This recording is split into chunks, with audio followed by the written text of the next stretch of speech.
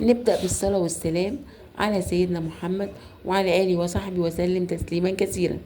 صاحبة الحكاية بتقول: أنا اتجوزت جواز عائلي، يعني جواز صالونات، وطلع جوزي ما بيخلفش، وبعد ما مات حصلت كارثة مع أخوه. صاحبة الحكاية بتقول: أنا اسمي أسماء وعندي دلوقتي 40 سنة، يعني اتجوزت وأنا عندي 20 سنة. اتجوزت من واحد كان بيشتغل موظف في بنك. أنا كنت رايحة أحط فلوس في البنك وشفته وأعجب بيا برغم فرق السن اللي كان بينا. أنا كان الفرق بيني وبينه حوالي 15 سنة. الوقت ده هو كان عنده 35 سنة وأنا كان لسه عندي 20 سنة، كنت في أولى جامعة. المهم أعجب بيا، وعشان حالته المادية كانت كويسة وانا كانت حالتي الماديه يعني معقوله برضو، بس انا اهلي فرحوا بي قوي لان هم كانوا بيحبوا القرش او زي عينيهم، وكانوا بخلة جدا جدا، وكانوا بيحبوا يجمعوا القرش على القرش، وكانوا حارميني من كل حاجه اللي البنات في سني بيحبوها، وما كانوش بيصرفوا عليا زي الابهات والامهات ما بيصرفوا على اولادهم، برغم ان هم كانوا غناي. واول ما شافني في البنك وانا كنت رايحه مع والدتي رايحين نحط وديعه، اتجنن عليا لان انا جميلة جدا، يعني حرفيا وبمعنى الكلمة. المهم وقتها كلم والدتي وقال لها: انت بنتك مخطوبة؟ قالت له لا. قال لها: طب انا بدور على عروسة وانا راجل مقتدر وعندي اراضي وعندي عقارات ومبسوط جدا، علاوة على اني كمان بشتغل هنا في البنك وبقبض مبلغ كبير. وطبعا انتوا عارفين موظفين البنك بيقبضوا قد ايه غير الترقيات والعلاوات والمكافآت. وقتها مامتي فرحت جدا، وانا بصراحه لقيته شخصيه محترمه وما بصيتش الفرق السن الكبير اللي بيني وبينه. بس اللي حصل بعد كده لما جيت اقدم لي واهلي اتكلموا معاه وعرفوا ان حالته الماديه كويسه جدا وان هو غني يعني ثري جدا، وافقوا على طول من غير اي سؤال، حتى ما سالوش عليه اي حد. هو طبعا قال لهم: انا ما بشربش سجاير، انا ملتزم في الصلاه، انا راجل بخاف ربنا، وانا راجل في شغلي وفي حالي، وعمري ما قعدت على قهوه، وعمري ما قعدت مع شباب سوق. المهم اهلي لما لقوه مبسوط وغني فرحوا بيه جدا، وكمان فرحوا لما قال لهم ان هو يكمل لي الجامعه عنده وهو اللي هيصرف عليا ويزيح عنهم حمل المصاريف، لان هم ماسكين على الدنيا لان هم اغنياء. بس اللي حصل بعد كده لما اتخطبت له قالوا له: اللي احنا اللي هنقدر عليه هنجيبه، واللي مش هنقدر عليه ما تضغطش علينا، مع انهم مبسوطين. ايوه هو مش اغنياء قوي لكن مبسوطين، الحمد لله مستورين ومبسوطين كمان. وانا بنت وحيده على 3 صبيان وانا اكبر واحد، وعندنا برضو اراضي وعقارات، ونعتبر الحمد لله مستورين. لكن بخلهم خلاهم فرحوا بكل حاجه قالها ان انا هكمل عنده وان هو هيصرف عليا. المهم اتخطبت من هنا لمدة 6 شهور، واهلي جابوا لي كده اي جهاز، يعني ما كانش في حاجة عندي كاملة، كان يا دوبك كده من كل حاجة ايه، يعني حاجة على قد التمشية. وهو كان على عكسهم خالص، كان انسان كريم جدا جدا، كمل لي كل النواقص وملا الشقة وملاها من كافة شيء، من عفش الادوات كهربائية الادوات منزلية. المهم هو جاب اللي عليه واللي عليا، وكمان عمل لي قايمة غالية جدا وجاب لي شبكة غالية جدا واتجوزنا. اول ما اتجوزنا عمل لي رحله حلوه قوي لشرم الشيخ، وقعدنا 15 يوم، كان واخد هو شهر اجازه، قعدنا منهم 15 يوم في شرم الشيخ، ووراني الهنا والدلع اللي انا كنت محرومه منه وعمري ما شفته في بيت اهلي.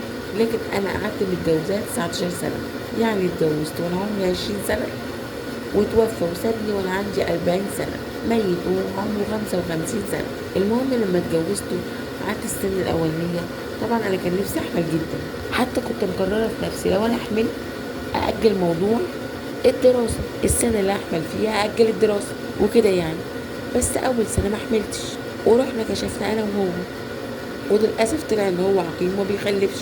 في الوقت ده كانوا أهلي بيزنوا عليا ومستعجلين وعايزين نخلف بأي طريقة عشان أورث منه، لأنه غني جدا وعنده أملاك كتيرة، وهو كان ولد وحيد كمان، وله أخت بنت واحدة كانت كبيرة عنه وكانت متجوزة، وكان أبوهم مميتين، وكان له ورث كبير، وكان لي أخ من الأم. هو أبوه اللي كان غني، يعني يعتبر لي أخت وأخ، لكن الأخ ما كانش شقيق، كان من الأم بس.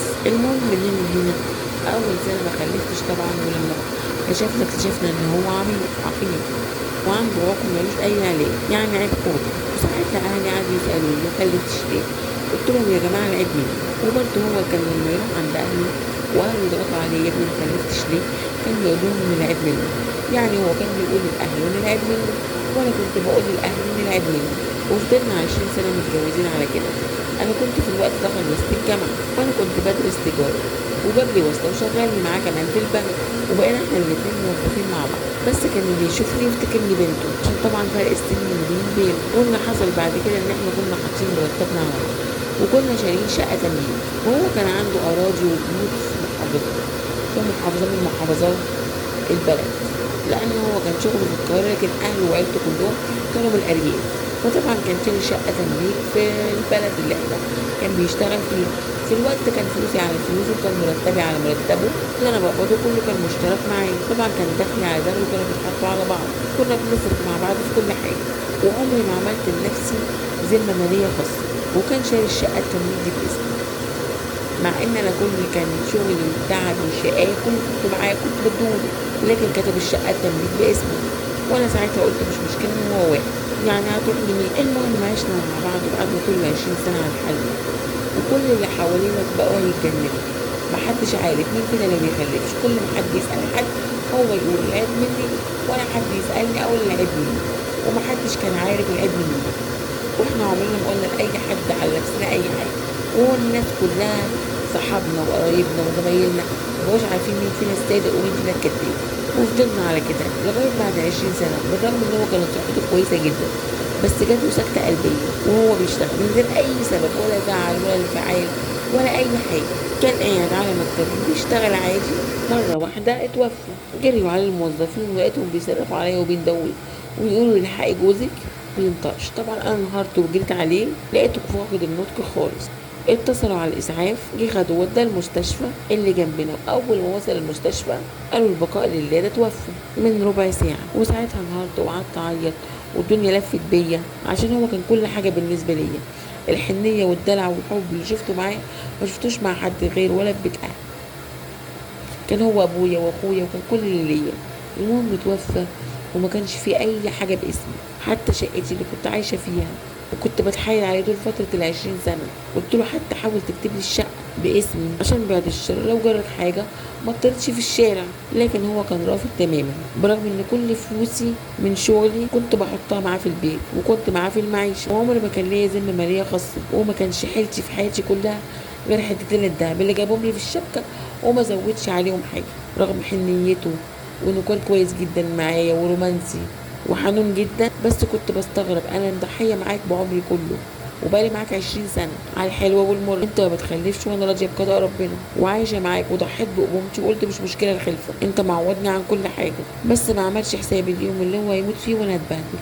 المهم من هنا لهنا، تالت يوم بعد وفاته جم اخته واخوه اللي هو من الام، ونزلوا فيا اهانه وشتيمه، ويلا سيبلنا الشقه، والشقه دي ورثنا، وانت اطلعي بره ومالكيش حاجه هنا، انت ما بتخلفيش، انت احمدي ربنا ان ابونا اتحملك 20 سنه وانت عاقر، كان المفروض يتجوز ويجيب عيال. المهم رموني بره الشقه انا وهدومي، وسحلوني وكرشوني بره الشقه انا وهدومي. وساعتها رحت اقدم فيهم بلاغ انهم اتعدوا عليا بالاهانه والضرب، انهم رموني هدومي في الشارع، وان انا اللي وريثه لجوزي. جوزي لسه متوفي بقالوش 3 ايام، وجم اتعدوا عليا. يعني القضيه طولت، تاجيل في تاجيل وطعن واستئناف، ويجيبوا محاميين وينكروا ان هم اذوني وان انا بتبلى عليهم. المهم اتبهدلت سنه كامله في المحاكم، ولا طولت لا سما ولا ارض، ولولا مرتبي ومعاشه كان زماني مش لاقيه اللقمه. ورحت اجرت شقه مفروشه، وقلت حبه ادفع منهم ايجار الشقه المفروشه، والجزء التاني اكل منه.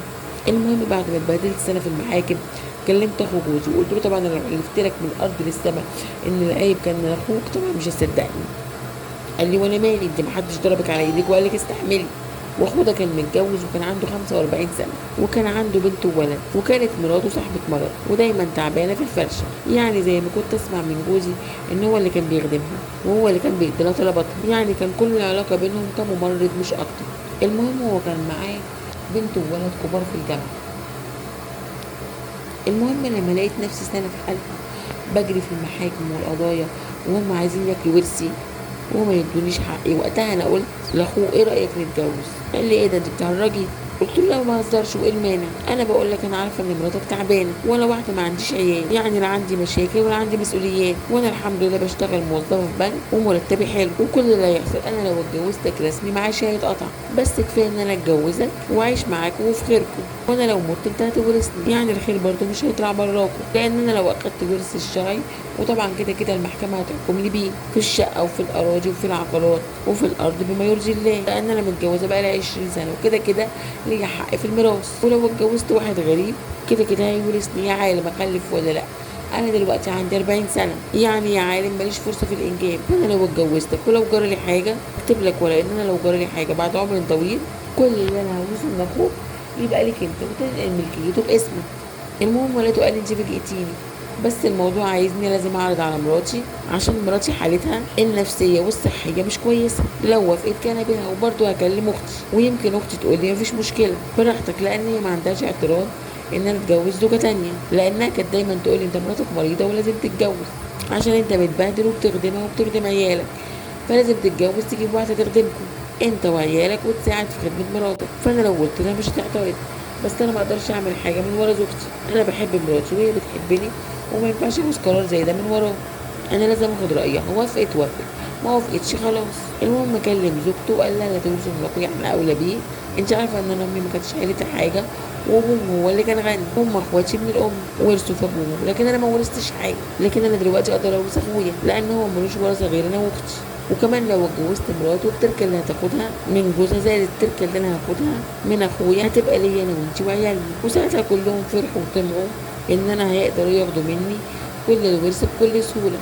فلقيته جاي لي وبيقول لي ان مراته مش معترضه، بس على شرط، انت عارفه ان انا عندي بيت دورين، مش هتسكني بره، هتخشي معايا في البيت ده وهتتجوزي في نفس البيت اللي فيه مراتي وعيالي في دور وانت في الشقه التانية اللي في الدور التاني انت هتقعدي فيها، وهتجيبي عفش اللي اخويا كان جايبهولي، يعني كل اللي هتعمليه انك هتسكني في الدور التاني عشان تبقي براحتك، وطبعا انت عندك عفشك وحاجتك، حتى الدهب ما جابهوليش، على شبكتي اللي كانت في ايدي اللي كان اخويا جايبها ما جابليش غير دبله واحده بس، وحتى ما كتبليش مؤخر صداق في الاسير، واتجوزت، وتشيء قدرة ربنا وعظمته ان لما اتجوزته من هنا مفيش 6 شهور وحملت في توأم، وسبحان الله كان عمري 42 سنة، انا ما توقعتش ان انا في السن ده، ما توقعتش ان ممكن اخلف، بس اللي شفته من جوزي بعد ما خدمته خدمة العبد للسيد زي المثل ما بيقول كده، وبعد ما ضحيت بشبابي وعمري قلت مش عايزه الامومه، كفايه ان يبقى معايا جوزي وهو ابويا واخويا وابني، وما امنيش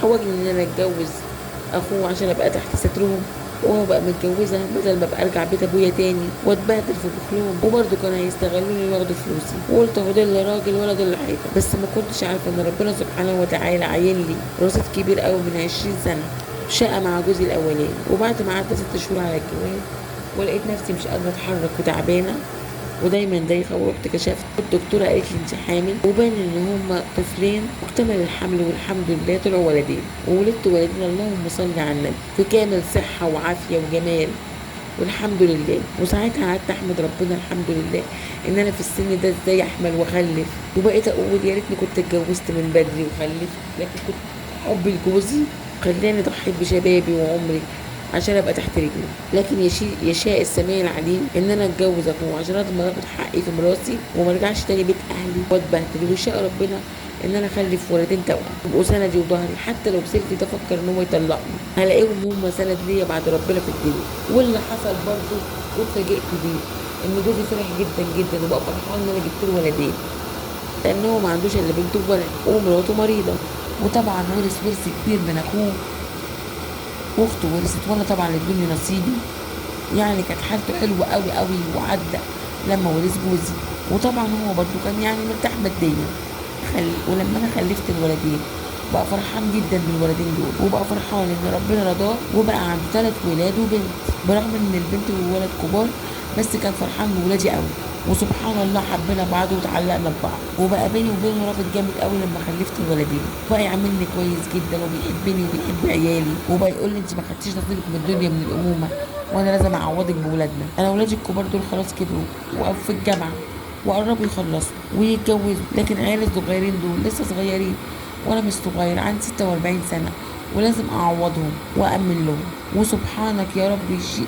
قدر ان يكتب اللي ورثه من اخوه، كتب الجزء الاكبر لولادي، ويعتبر ان جوزي اللي توفى معظم تركته جت لولادي الصغيرين، وانا كمان اللي ورثته من جوزي كتبته ان ولادي ياخدوه بعد ما ماتي. وعشت مع سيلفي اللي هو بقى جوزي حياة سعيدة جدا، وانا برضو كنت بعمل ولاده حلو وبحبهم لان هم مالهمش ذنب في قدري اللي خلاني اتجوز ابوه. وغير كده برضو كنت بعمل مراته بالحسنى وبما يرضي الله، كنت بخدمها وبشوف طلباتها رغم ان انا موظفة، وكنت بعملها بكل حب ورحمة ومساعدة. هي ملهاش ذنب في اللي هي فيه، هي انسانة مريضة بس للاسف بعد 3 سنين من جوازي اتوفت لرحمة الله. طبعا كان التعب زاد عليها خالص، الله يرحمها، كانت ست كويسة بصراحة ومحترم وما شفتش منها حاجه وحشه ابدا. وطبعا ولاد جوزي اللي هو سيلفي اتجوزوا وبقى لهم بيوتهم وعاشوا حياتهم وخلفوا، وجوزي بقينا مع بعضينا وعيالنا بيكبروا بينا. ودلوقتي عدى على جوازي ده 10 سنين، وولادي عندهم دلوقتي 9 سنين. طبعا ولادي لسه صغيرين وانا خلاص داخله في ال51 سنه، وابوهم دلوقتي عنده 55 سنه او 56. احنا دلوقتي خايفين عليهم وشايلين همهم، عشان زي المثل ما بيقول ولاد الشيبة يتامى. وبدعي ربنا يا رب احييني انا وابوه لحد ما نوصلهم لبر الامان، لانهم لسه اطفال وما يقدروش يعتمدوا على نفسهم.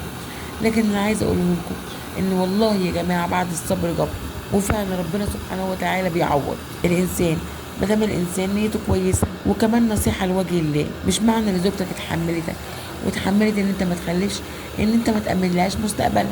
طبعا كان غلط كبير من جوزها اللي سابها بعد 20 سنه عمرها كله عاشتهم معاه على الحلوة والمرة وصبر عليه وكانت مسره وستر عليه، وكان كل مرتبها ليه. غلط جدا ان هو ما يأمنلاش حتى مستقبل بسكن حتى ويسيبها للبهدلة. هي مسامحة جوزها، وهي برضو عشان نيتها كويسة وبنت حلال ربنا عوضها بسلفها. وكانت فكرة حلوة انها تختار ان هي تعيش في الدنيا مستورة مع راجل احسن ما تعيش متبهدلة مع اهلها. وكان ربنا هدايا كبيرة ليها جدا ان عوضها بوالدين، اللهم صل على النبي، ربنا يحميهم لها ويحفظهم لها يا رب، ويجعلهم لها ذريه صالحه ويرزقها بالروم وصلاحهم هي وجوزها باذن الله. هي دلوقتي بتطلب مننا الدعاء ان ربنا يطول في عمرها هي وجوزها عشان تقدر توصلهم البر الامان. طبعا الاعمار بيد الله، يا رب ربنا يبارك في عمرك وفي عمر جوزك ويديكوا الصحه وتشوفوهم ان شاء الله ذريه صالحه ان شاء الله، وتشوفوهم في اعلى مكان بامر الله. وحكايتنا النهارده كلها عايزه وعبره. يعني صاحبة الحكاية بتقول انا ما كانش قدامي غير اني اتجوز سيلفي بعد ما حسيت ان جوزي الاولاني ما امنليش اي حاجة وبقيت متبهدلة وماليش مكان اروح فيه غير بيت اهلي البخل. طبعا انا بقول لها ان ده كان احسن حل ومفيش غيره، ولا اي حد له رأي تاني او اي حد يحط نفسه مكانها ويقول لي يعمل ايه واللي عمله ده صح ولا غلط. انا بقول لها ان هي تصرفت تصرف صح وتصرف حكيم وعاقل، وكده الحمد لله ان هي بعد العمر ده ربنا عطاها ورضاها بالخلف الصالح اللي تستند عليه بعد ربنا ويسندوها في الكبر بعد ربنا سبحانه وتعالى، بدل ما كانت تقعد طول عمرها واحده ليا وفي شقق ايجار. يا رب تكون حكايتنا النهارده عجبتكم، لو عجبتكم هفرح قوي بدعمكم ليا بالاشتراك في القناه وتفعيل الجرس واختيار الكل عشان يوصلكم مني كل اشعار بفيديو جديد. لحد كده حكايتنا النهارده خلصت، والسلام عليكم ورحمه الله وبركاته. كنت مع سلوى حسن.